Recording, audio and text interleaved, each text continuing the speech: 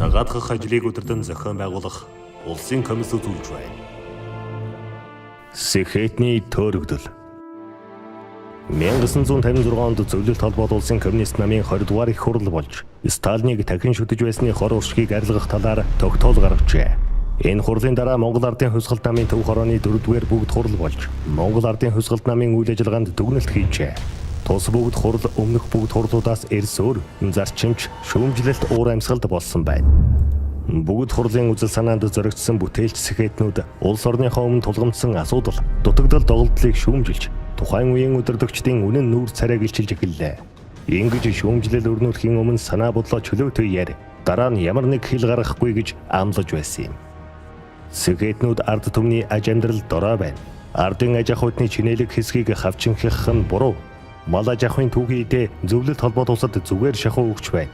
Үйлдвэрийг хөгжүүлэхдээ мал аж ахуйн бүтээгдэхүүнийг боловсруулах, байгалийн баялаг, ашигт малтмалыг ашиглах, хүнд үйлдвэрийг тухайлбал төмөрлөгийн үйлдвэрлэлийг хөгжүүлэх, ашигтай бол ямар ч улстай худалдаа хийх, сонгуулийн ардчлал ёс төдийг хэрэгжиж буй түүх соёлоо гэсэн бүхнийг пролетарын интернационализм нэрийн дор үнцэрхэг үзэлтэн хэмээн нухчин дарж үндэсний бахархлыг сэргээн идэвхжүүлэхийн эсрэг ашиглаж байгаа зэргийг эштэй баримттай шүүмжилжээ.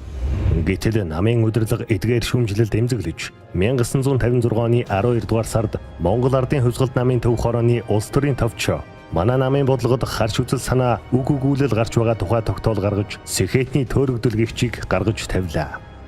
Дээрх тогтоолыг 1956 оны 12 дугаар сарын дунд үеэс 1957 оны 3 дугаар сарын их хүртэлх хугацаанд намын бүх шатны хаалттай хурлаар хэлэлцүүлсэн юм. Уг тогтоолын үзэл санаагч намын гишүүд шүүмжлэлтэй хүлээн авсан юм. Монгол Улсын их сургуулийн намын байгууллагын хурал дээр профессор Дандин Сүрэн энэ тогтоолоор сэхэтний амийг бөглөж болох боловч ард түмний цоорхой гэрээг нөхөж болохгүй.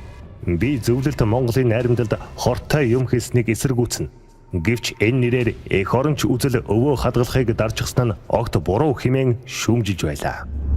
Ийхүү улс төрийн хэлмэгдүүлэлтийн нэгэн он цагийн хэлхээс нь Монголын шинэ үеийн сэхэтнүүдийн эсрэг хандаж тэдний үндэс угсаагаа сэргээх эх оронч үзлийг нь мохооход чиглэжээ. 1962 онд Чингис хааны 800 жилийн ойг тэмдэглэлээ. Үнцэрхэг үзэл гаргалаа. Марксизм, ленинизмын жанжин шугамаас ухарлаа хэмээн төмөр очир, лохуз, сурмаажав, нямбу, цэнд тэргүүтэй олон сэхэтнүүдийг үүнд хамруулсан юм. Монгол дахь улс төрийн хэлмэгдүүлэлт эхэн үедээ алан хядах замаар хэрэгжсэн бол дараагийн үедээ аажмаар төрхөө өөрчлөв. Нам захиргааны арга хэмжээ авч шийтгэх, нэр төрийг нь гутаах, үзэл бодлоор хавчин гадуурхах, нэр хож өгөх, нутаг заан цөлөх хэлбэртэй болсон юм.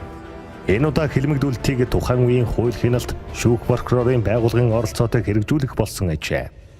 Ийхүү үргэлжилсээр 1990 оны ардчилсан хувьсгалтай золгосон бөгөөд эл үед эгэл Монгол хүний жам ёсны эрх байтугай, хүний эрх чөлөө, аюулгүй байдлын тухай асуудал ярих ямар ч удахгүй байсныг тодорхой харж болно.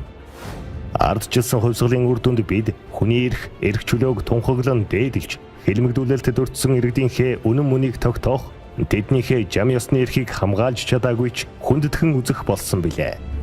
Нам төрийн захиргааны байгууллагын шийдвэрээр шийтгэгдэн анхан шатны шүүхээс цагаатгагдсан иргэдийн тоо 267 байна.